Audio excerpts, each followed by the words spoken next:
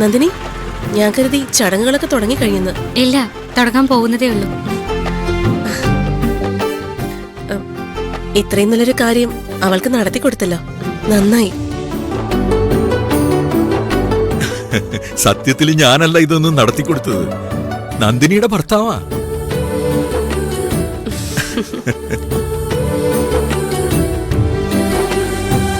ദേ നോക്ക്, അമ്മയ്ക്ക് ബലിതർപ്പണം നടക്കുന്നതുകൊണ്ട് ഒരു തുള്ളി പോലും കുടിച്ചിട്ടില്ല നിന്റെ ഈ ഏട്ടൻ. ആണോ? അല്ല, ഞാനായിട്ട് ചടങ്ങ് കളങ്കപ്പെടുത്താൻ പാടില്ലല്ലോ. എടോ, താൻ കാര്യങ്ങളൊക്കെ നോക്കിയോ?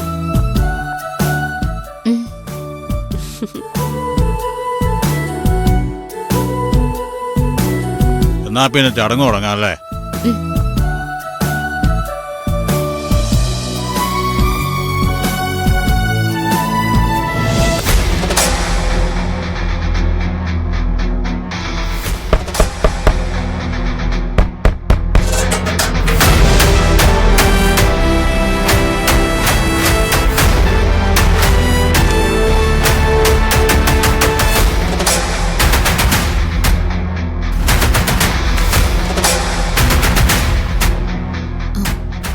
മമ്മിയോടെ ഉണ്ടായിരുന്നല്ലേ? ഞാൻ കരുതി രാവിലെ തന്നെ എങ്ങോട്ടെങ്കിലും പോയി കാണുന്നു. ഞാൻ എങ്ങോട്ടും പോയില്ല. ഈ റൂം അടച്ച് ഇതിനകത്ത് തന്നെ ഇരിക്കായിരുന്നു. പുറത്തിറങ്ങിയാലല്ലേ നാണം കെട്ട കാര്യങ്ങളൊക്കെ കേൾക്കേണ്ടി വരിക. നാണക്കേടിനെ കുറിച്ച് ഇത്രയൊക്കെ പറയുന്ന മമ്മി എന്തിനാ ഇതിനൊക്കെ സമ്മതിച്ചു കൊടുത്തേ? എന്ത് സമ്മതിച്ചു കൊടുത്തു? നമ്മുടെ വീടിന്റെ ഉമ്മറത്ത് ഇന്ന് വരെ ആരെങ്കിലും ബലിയിട്ടിട്ടുണ്ടോ?